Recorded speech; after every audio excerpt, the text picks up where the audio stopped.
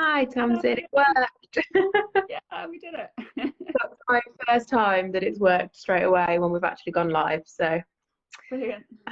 I'm looking. You okay? I'm good. How are you doing? Good. Have you been enjoying the sun today? I have. It's been amazing this weekend. But it's been crazy hot in London.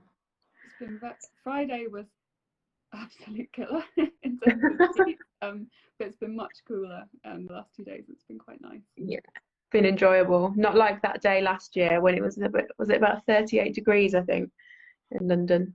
Oh wow. Well, Friday I think was 36. Was Um, it? Wow. It's Incredible. always completely different down there. Yeah. So you haven't had that killer weather. We did, it was really hot here on Friday. I think it was about 32, 33. I'm in Derby, so middle of the slap bang in the middle. So yeah, it's not too bad for the Midlands really. Okay. So we've got a few people joining. Hello to everyone. Let us know where you're watching from in the comments section. Seen a few familiar names. Hello to the East Meets West group. Let us know if you've watched any of the East Meets West lives before in the comments, or if this is your first one, or if you've tuned in especially to see Tamsin talk. Oh God. Have you got any friends or family tuning in? I hope so. I have to say I haven't been marketing it too much. Oh. So we'll see who's discovered it. Oh, sunny Barbados, as it's so fondly known. Hello, Casper. It's one of my colleagues. Oh, nice. See? Oh, Manchester. Seen a handful before. That's good to know. How many have we got left? We've got 2 left, haven't we? Yeah, 2 left this week. Brilliant. So it's Sammy and Moreno left over the week. So the last 2 to tune into. It's been a really great series. So I think, oh, hi from North India. Oh, amazing. Hello. Yeah, hello. It's nice to see that we're getting some international viewers. What time is it in India? I always like to know. Yeah, so I think we'll get started. So for anyone that doesn't know, this series of lives has been going on since beginning of July. Yeah, and they've been set up by the East Meets West group, and East Meets West is a masterclass program run by Format, who I work for. I'm the format coordinator, Quad, and Grain, who are based in Birmingham. And the masterclass is run over a 6-7 month period and has a series of masterclasses that offer this year we have 15 participants, and Tamsin is one of them, and they offer kind of workshops and masterclasses where we have kind of professionals from the photography industry who give guidance and talks and portfolio reviews to help you develop and further your practice over the duration of the masterclass. And usually there was meant to be an exhibition in April during the Format 20 off year, but like so many things, coronavirus has unfortunately put a stop to that. But as a group, you've been so brilliant in kind of initiating a program of events and online things to keep that momentum going for yourselves, and it's really nice to see. So as well as these lives, you've also set up a website, which is eastmeetswestphoto.co.uk. Am I right, or is it .com? I'm quite impressed with myself there. Sorry, I'm just turning the volume up. Yeah, so that is a bit of background on East Meets West for anyone who didn't know. So I will now introduce Tamsin, who I am going to be talking to today. So Tamsin is an English photographer based in London. Her work explores the relationship between classification systems and the walked experience of the landscape. She hunts and maps familiar things that are often overlooked or underexplored. Her projects include Born of the Purest Parents, which is a research into the landscape, cultural history, and science of salt. And This is How the Earth Must See Itself, which is a work in progress, where the Ordnance Survey mapping system and symbols are used as a guidance to explore the British landscape. So yeah, that's all of your bio that I'm going to read, because we'll explore a little bit more today. So thank you for talking to me today. And I think first question, which we've kind of asked all the participants, but it's really interesting, especially with you, is how did you get into photography? Because it's not a conventional route. You're not educated as such. You haven't got a BA or MA in photography, have you? No, I haven't. I mean, firstly, thank you to everyone who's joining, and I hope everyone's got a drink. I've got a whiskey here. Oh, which yeah. I'll be drinking throughout the talk. No, my background is in architecture. So I studied a BA in architecture in London, and then I later received a Monbuka Gakusho scholarship, and I went to Tokyo for 2 years to study a Masters of Architecture. So my formal education and my professional work has been very much rooted in architecture, but funnily enough, it was photography that got me into architecture school. So when I was at school, I was making a lot of painting and very colourful mixed media work. And when I went to apply to university in London, I assembled a portfolio of all of this artwork that I'd been making. And when I got to the interview, the lady that was interviewing me said to me, "The way that you dress is so calm and serene, and the work that you're making is so loud and colourful." And she said, "Make some work that's like how you dress and send it to me." So I had this kind of weird proposition where I had to go away and think how I was going to make something that could fit this very calm brief. And I made a series of black and white photographs of some kind of wire and plaster models that I'd been making as part of my artwork. And I sent these photographs off to this interviewer, and I got a place on the course. Oh. But it was a very strange process of not really knowing what an architectural portfolio was, coming from very much a kind of fine art basis. So that was kind of how that started, I guess. But I used photography throughout my architectural education, and I think the way that I work in architecture has always been very research driven. So when I was working on projects both in London and later in Japan, I was very much using mapping and walking as processes to understand places. And on those expeditions out into the city, I would take my camera and I would photograph things, and that would build up a narrative or a story which I would then develop into a design project. So when I now look back at my architectural work, I can see that I was using a lot of photography, but I was totally unaware of it at that time. So it's very interesting to kind of look back on and realise that it was there, but I wasn't aware of it at the time. That's a really nice kind of like subtle route into it. And I think a lot of the cases, photography and art do go hand in hand with architecture. A lot of architects I know have an art practice or a photography practice on the side. So what was your kind of first project that really became a photography project rather than just you casually taking photos alongside your architecture or for fun, if you know what I mean? Yeah, so when I qualified as an architect, I bought myself a camera as a kind of gift, and that was when I really started properly taking pictures. And I first started kind of wandering around London taking pictures, and then I started to more seriously take photographs. And at that time, I was traveling a lot to China for my architectural work, especially to kind of very industrial town in northern China. And I was visiting this place once a month. And every time I went to this town, more and more buildings were being destroyed. And I started to take my camera on these trips and to photograph how the buildings were being removed each on such a fast pace. And over a period of a few months, I was taking these photographs, and I was also reading a lot of travel literature about kind of Central Asia and people who were making journeys but very slowly, so traveling overground by train and on foot. And I came up with this idea that I would take a sabbatical from my architecture work and make a journey.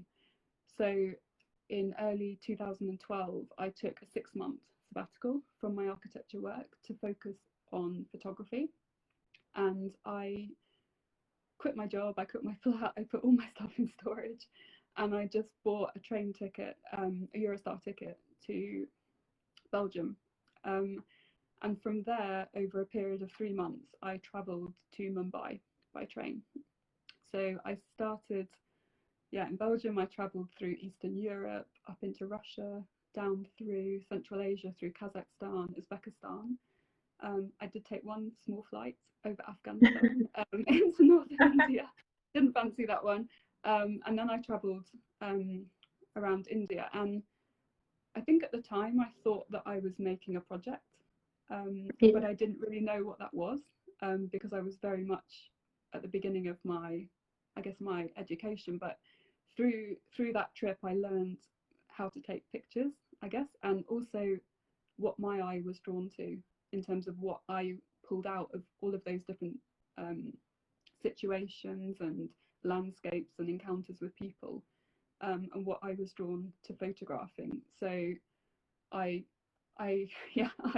took thousands of images on that trip, and I just spent every day out with a camera. And the time of year that I travelled, I set off in February, so I was travelling through Russia and Central Asia in winter.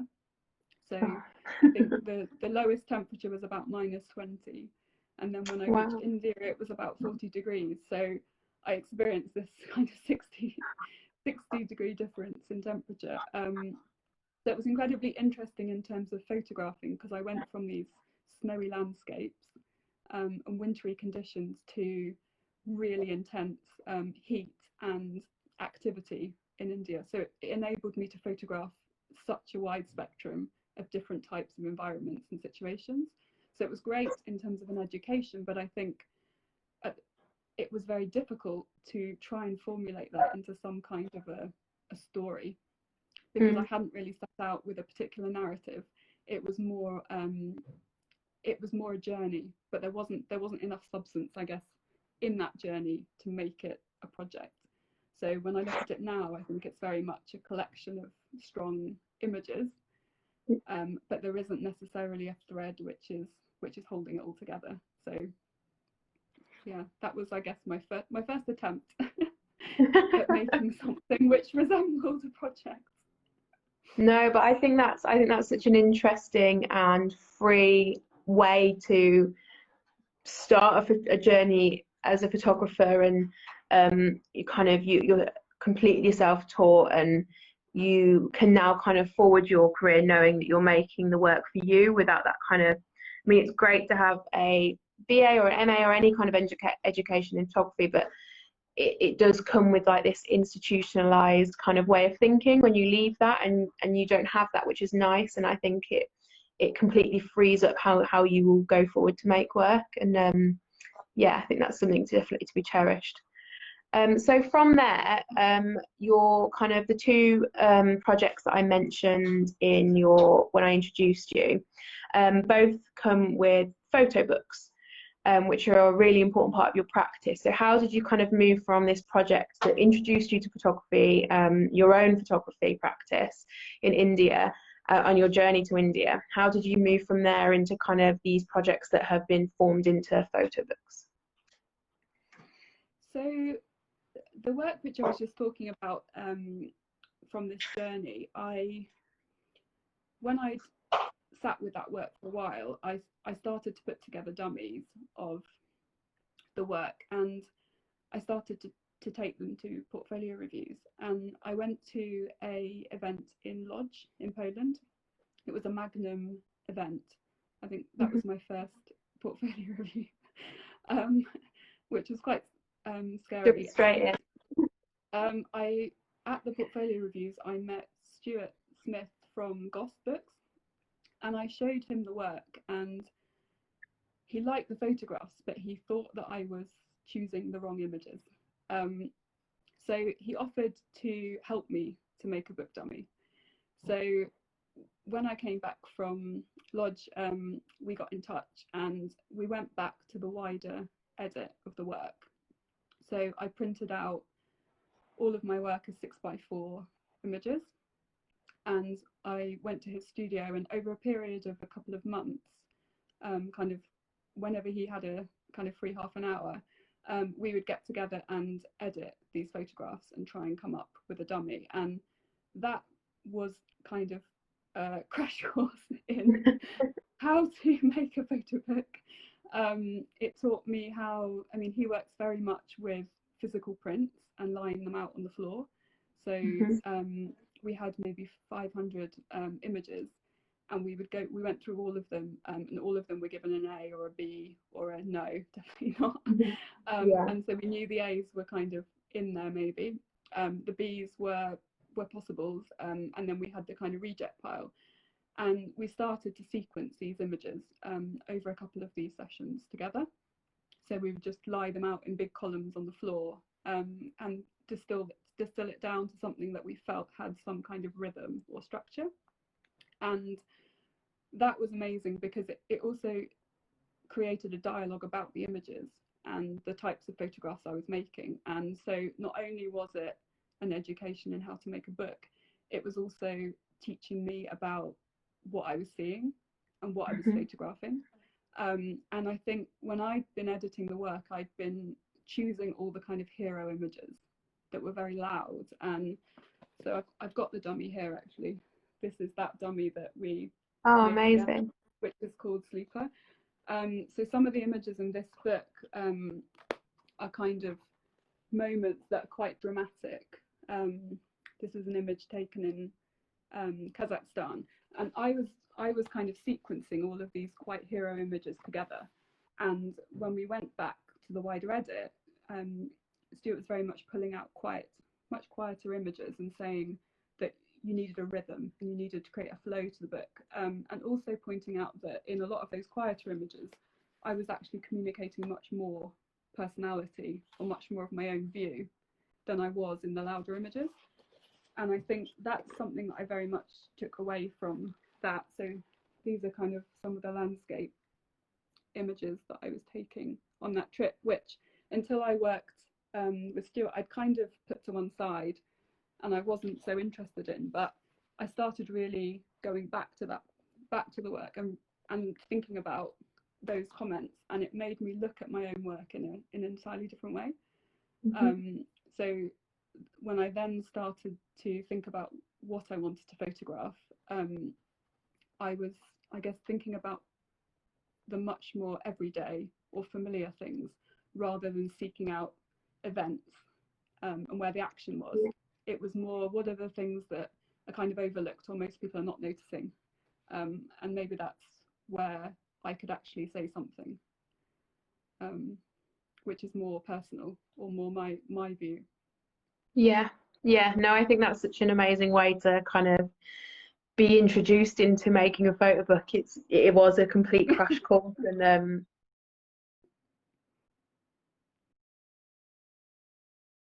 put off there. Just very momentarily. Oh, I'm back. I think my phone tried to stop me using social media. I'm back. It, like, you know, when you have a certain amount of time, my phone like cuts off. Anyway, so yeah, so I think that was a brilliant way to kind of start thinking about sequencing, because it is such an important part of photography, and it's probably something people don't think about enough until you go into making maybe a major exhibition or a photo book. So why is it, so from there, did that kind of really root your interest in making photo books for your work, do you think?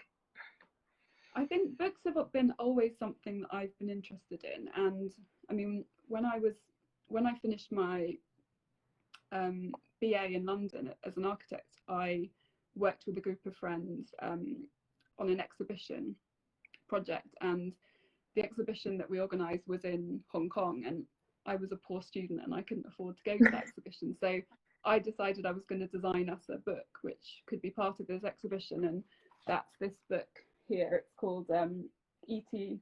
Architecture, and it was exploring kind of how different student projects can be from kind of real building projects. But that was a book that I edited and sequenced, and we found a printer in China where the book was made, and we sold it through the exhibition. So I kind of had this background of liking to work with books, and seeing them very much as this portable way of experiencing work. They're physical objects that you get to experience with, but also they have this longevity that you can go back to them, and they become almost like a kind of diary of your life. You can kind of see what books you were interested in over time, and there's lots of aspects about books that I love. So I knew when I started making photographic work that I would want to work with books as a medium.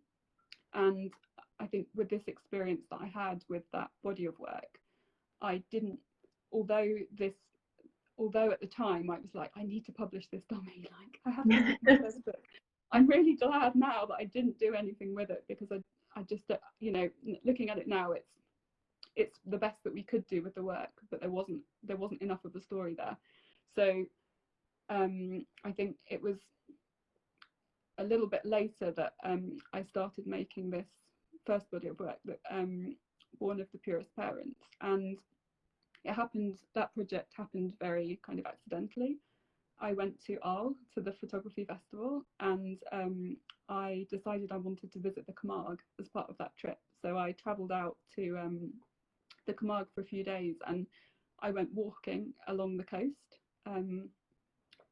and I came across these just incredible white streaks across the landscape, and it looked to me almost like a Richard Long artwork, or and I didn't know what it was when I first saw it, and I then realised it was naturally evaporated salt from kind of inlets of seawater, and it just really fascinated me that there was this thing that I was consuming every day, and that was a really familiar kind of humble ingredient, and yet when I experienced it out in its own normal context, I didn't recognise it, and it could become this very alien thing. And that was the start of that project. So I came back from that trip and I started to research salt, where it comes from, and the difference between sea salt and rock salt, and the processes that create this mineral. And that was the start of that project. So I then identified locations all over Europe where there was natural occurrences of salt, and I travelled to a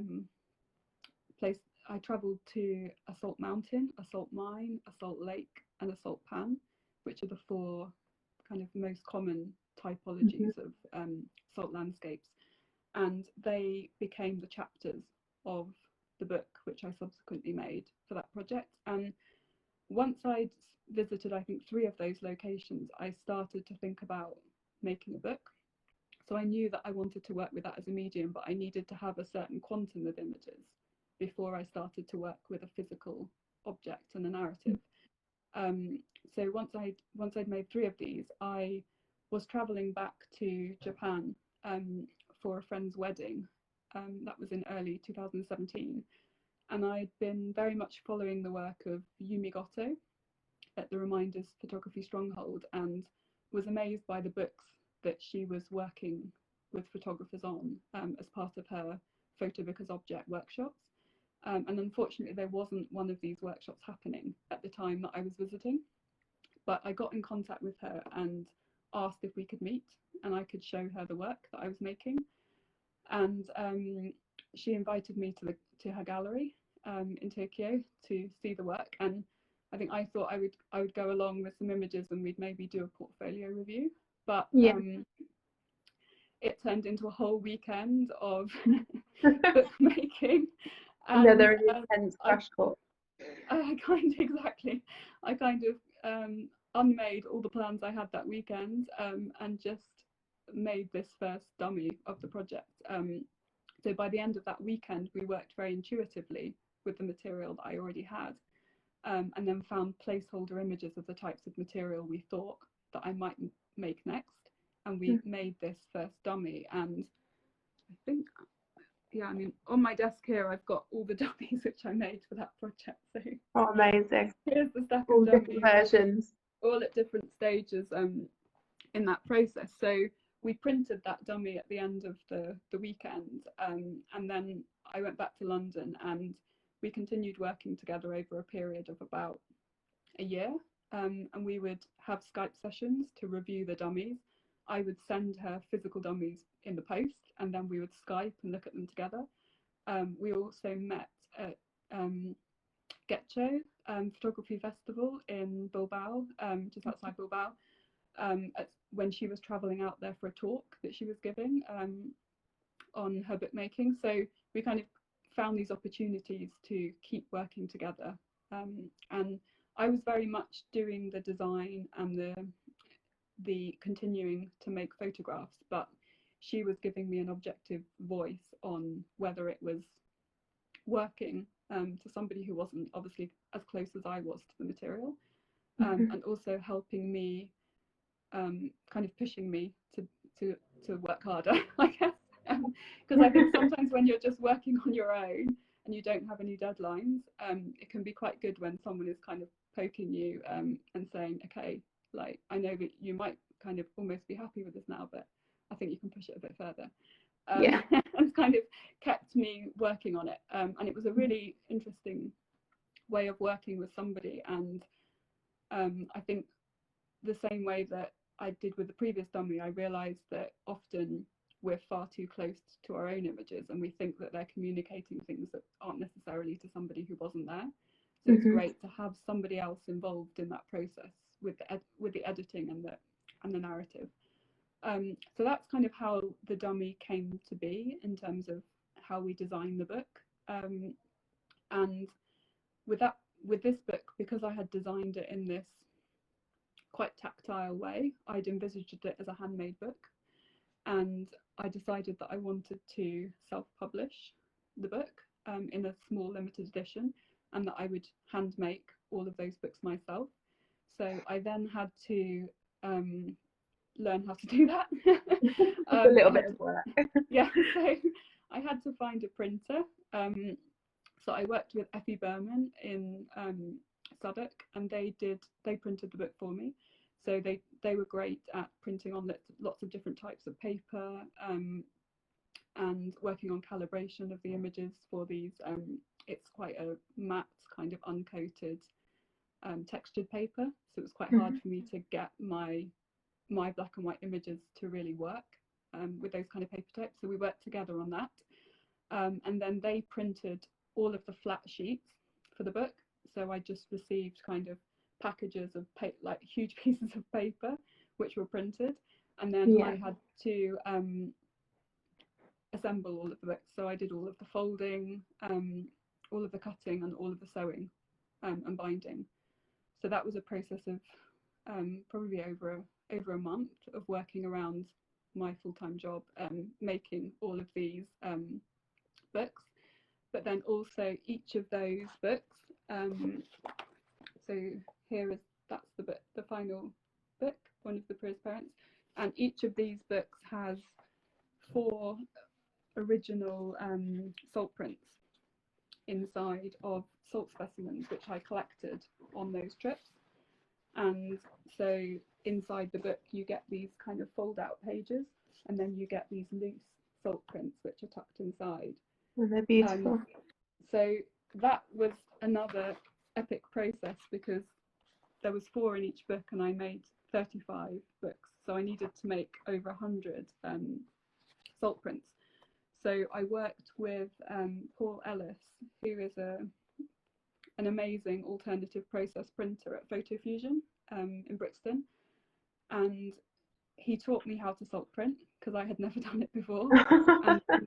And then he worked alongside me to make all of these prints. So we worked in the Photo Fusion darkroom many evenings kind of the week, and many weekends, trying to figure out a way that you could mass produce salt prints, because it's not a process that's made for making hundreds of kind of similar prints. There's a lot of things that can happen when you're salt printing, which make them unique. And I think when we started, we wanted them very much to be these perfect prints, but quite quickly we realized that we were going to have to embrace imperfection, or we were never going to finish this project.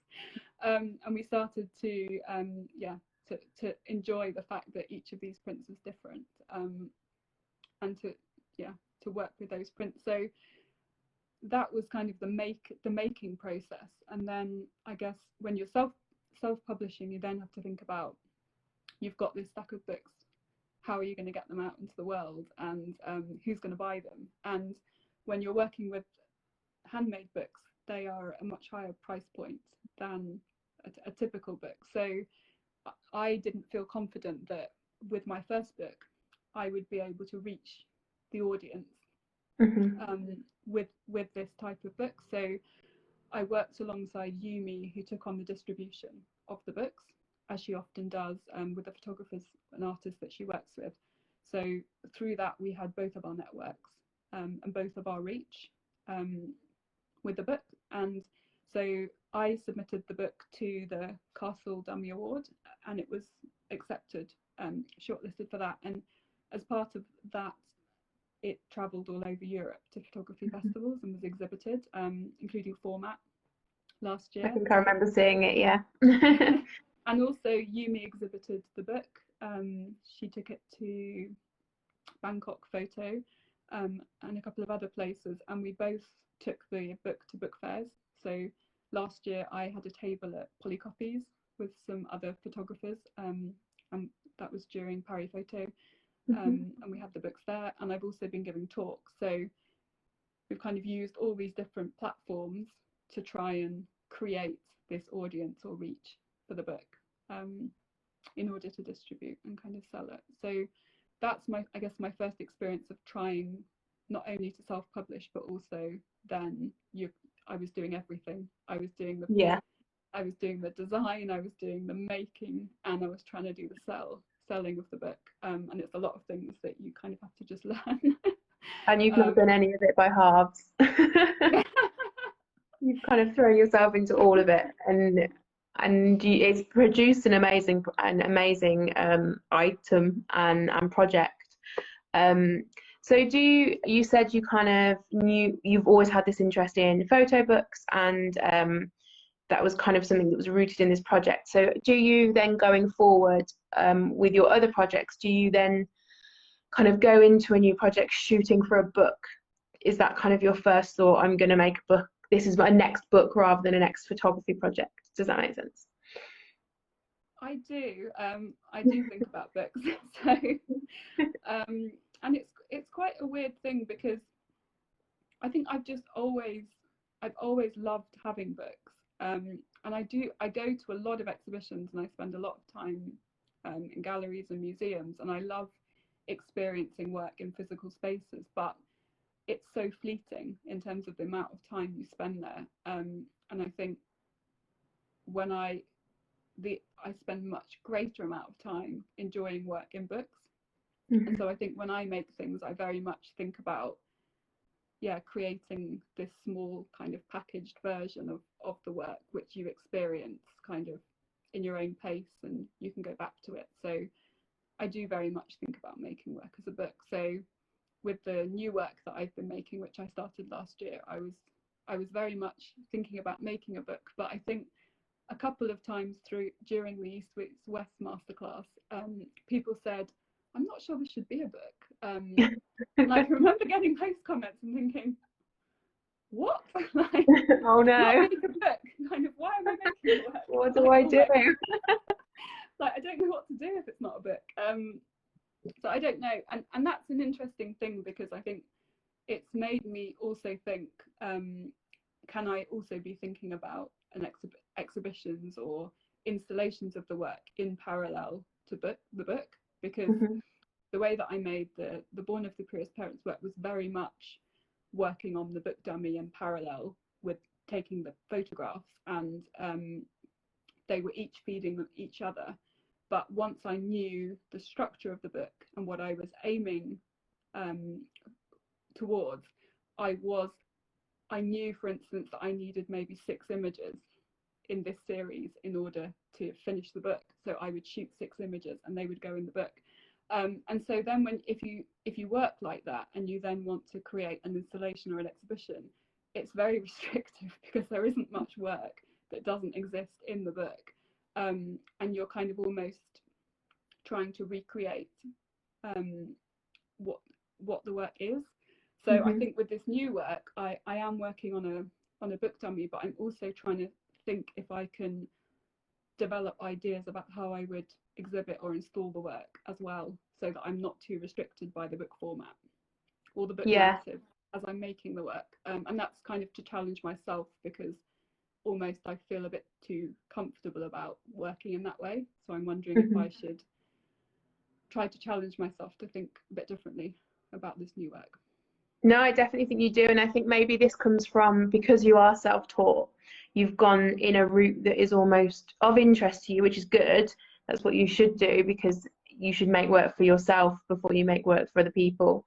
But maybe because of that, you haven't explored the exhibition route because it wasn't something that maybe immediately spoke to you in the way that you wanted to make your work. So I think definitely just take that leap, and I think use that kind of same mindset that you've used in making a book and just doing it yourself in an exhibition. And you can exhibit yourself, and you've made this amazing connection with the East Meets West group, and I'm sure you've got loads of other connections through your kind of photo book journey. And yeah, I think through that experimentation of just putting on your own shows or doing kind of smaller things, then you'll have that freedom to test ways that you want to exhibit your work. And maybe because your books are very much objects rather than just photo books, they're kind of, they like, you use all these different folds and kind of different elements to it, and maybe that's something that then can go on to influence the way you exhibit. And probably even your architecture background will probably have kind of, right, I don't see your work as maybe just flat prints on a wall. I think you could definitely explore that more, and yeah, all of your backgrounds would definitely influence that. So it'd be very exciting. But that's kind of, it's really nice to hear that the East Meets West program has kind of opened up your thinking, and that's what it's there for. That's what the program's for. Exactly. I mean, at the beginning of the program, I had started making this new work, which is called "This Is How the Earth Must See Itself," and it's exploring the British landscape and my love of walking and my love of walking the south coast of England. And it's something that I've been doing for over 20 years, walking this coastal path, but I'd never really thought about why I was doing it or why I was drawn to this part of the country. And when I walk, I always buy Ordnance Survey maps, and I love, before I go out walking, looking at the way that the landscape is represented and planning kind of those walks. And I started to think about this relationship between this very categorized and graphic representation of the landscape versus this very kind of intuitive, emotional way of experiencing the landscape that I have when I walk the coastal path. So this project is looking at this kind of tension between these two things, and so it's led me on this kind of huge research journey into the kind of history of Ordnance Survey and how these maps came to be. And I realised that the Ordnance Survey, when the maps were first began, was in the late 1700s, and they were very much made for military purposes. So there was fear of French invasion of England, and so the south coast of England was the first part of the UK to be mapped. And so I found this really interesting because that's the part of the country that I have been walking.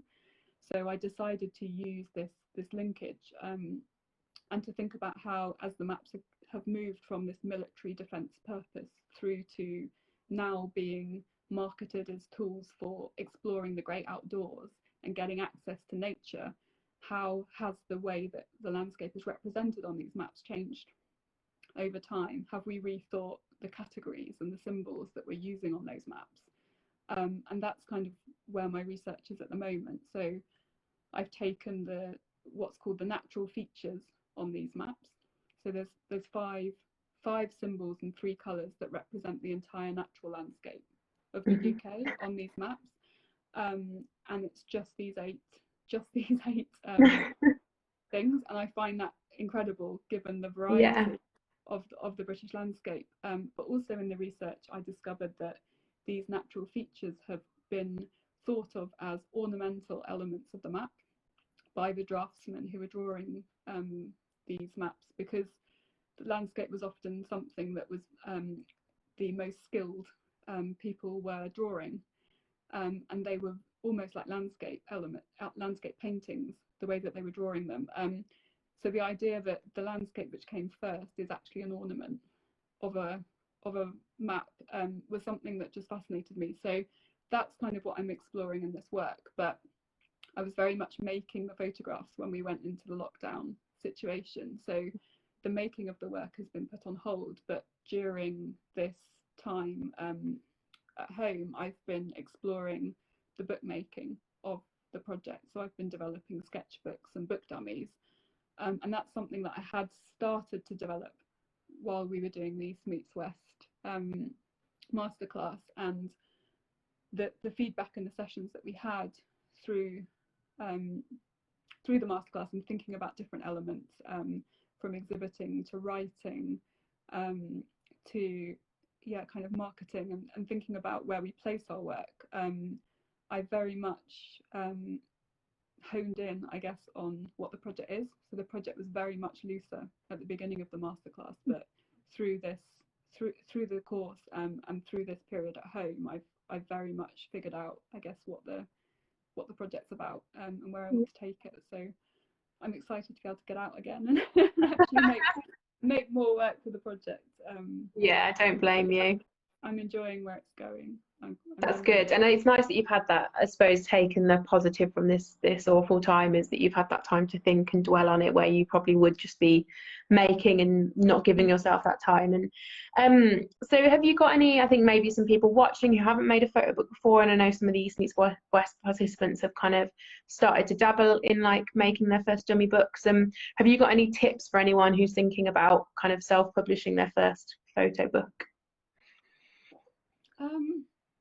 Yeah, I think it's an interesting one, because a lot of people, when they start making books, think that they need a publisher, or they need to work with somebody. And I think it's really good to think about why you would go in either route, because each has its benefits in terms of making the work, and working with a publisher has its advantages. But if you self-publish, you don't have to do everything yourself.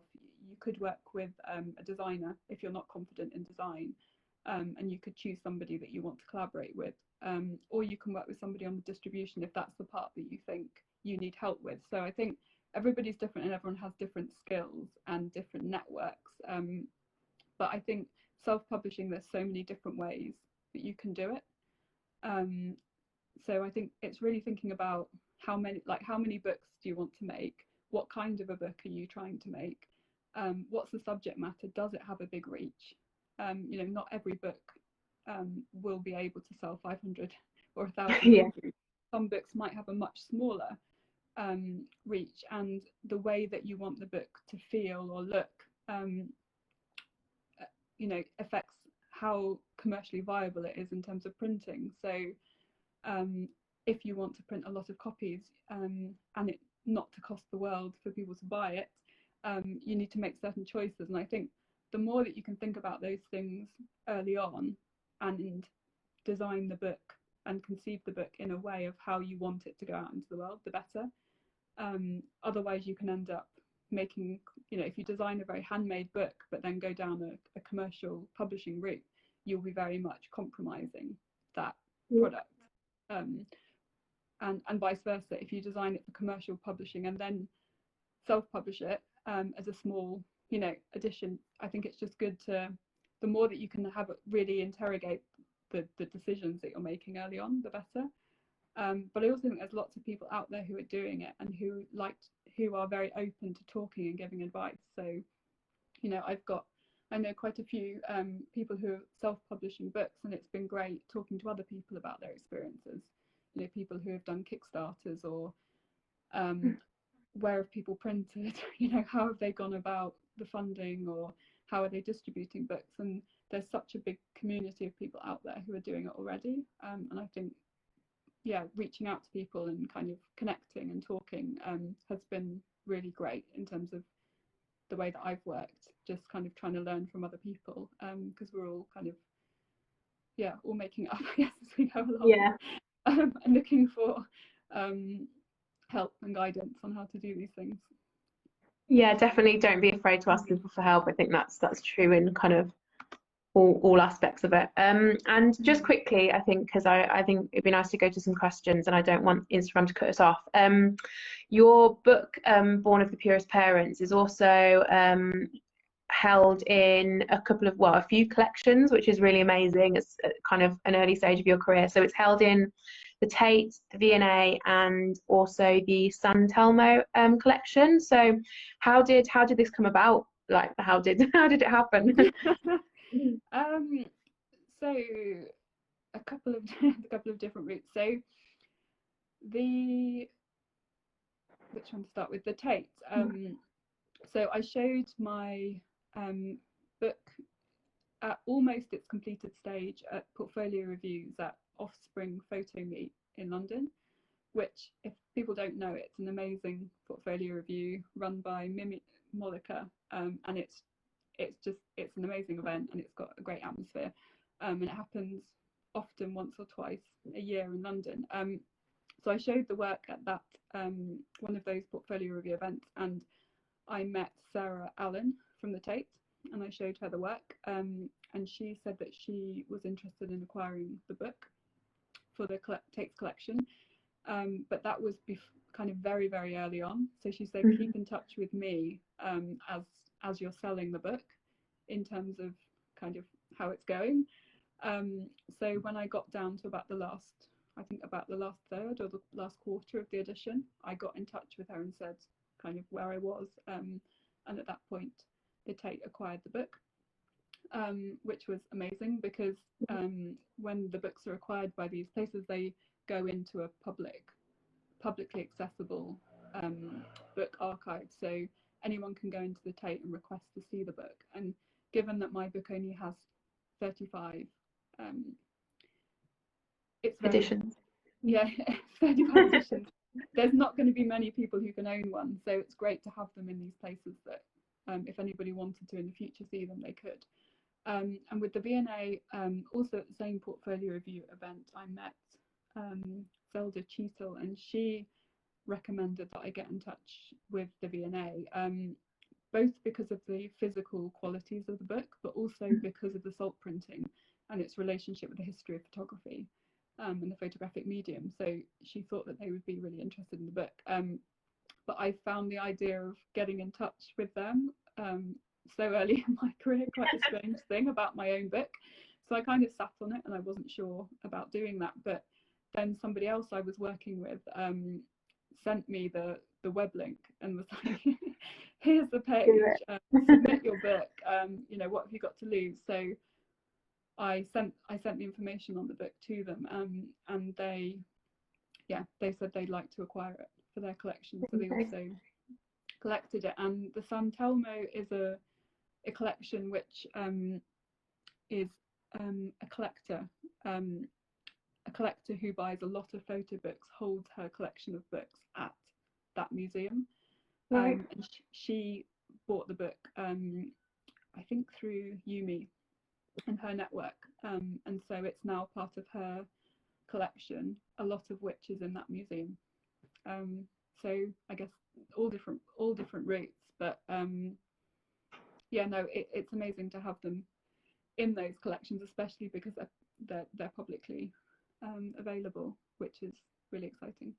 Yeah, no, it must be, and it must be such like a nice boost to you that you're kind of doing things right to have people want to have your books in their collection at such a an early stage of your career, which is really nice, and definitely deserving.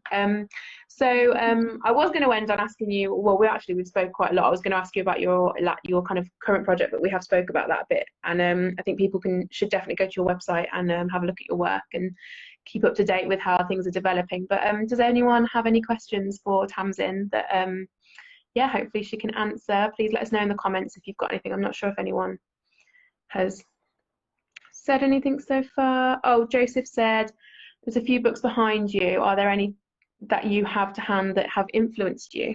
It's a nice question. Interesting. God, that's a really difficult on the spot. When I first started making photo books, I was very, very influenced by Japanese photo books and Daido Moriyama. So this is a book, if I can show you, this is one of Daido Moriyama's books, which I can't remember who published it, but I don't know, it's just incredible in terms of the grainy, black and white, full bleed images. And when I first started making books, I loved seeing how these books were made very much to suit his way, his process and his way of making work. So it wasn't so much that I wanted to make books like this, but I wanted to find a way of making books that was as true to kind of my process and my photographs as he seemed to do with his books. So I think, yeah, I like finding people who are using a medium in a way that's kind of unique to them and kind of true to the way that they work. So yeah, I've got a lot of Moriyama photo books on my shelf, along with yeah, a lot of other photo books and architecture books and art books and drawings, and yeah, lots of different types of books, I guess. No, it's amazing. It's nice that you can find your inspiration from different different places and different mediums, and yeah, I think that's important to take all those influences to influence your work. So yeah, I think that's a really nice place to end, and it's been so nice to talk to you, and I'm always conscious that Instagram's going to cut off, so I don't want to get to that point and we have to rush. So yeah, it's been so nice to talk to you, so thank you, Tamsin, and it's really nice to hear so much more about your work and the fact that you're self-taught and you've achieved so much already, and I think it's going to be a really exciting journey for the rest of your work, and yeah, maybe one day you'll step away from architecture, who knows, and maybe you don't want to, you never have to. It's nice to have that two interests carrying on, and I think they do go hand in hand in a way. So yeah, thank you everyone for tuning in. The next East Meets West live talk, I believe, is with Sammy, and who will be speaking to Stephen Burke from Grain, and that is on Tuesday at 8 p.m. Same place, same time. So yeah, thank you everyone, and thank you, Tamsin. No, thank you so much. I've really enjoyed talking to you. Thank you for the interesting questions, and thank you so much to everyone who's joined on a Sunday night at a slightly bizarre time for this talk. No, so dedicated. Yeah. Yeah, thank you. Okay, thank you everyone. Have a nice evening, and yeah, thank you very much. Bye. Thank you. Bye.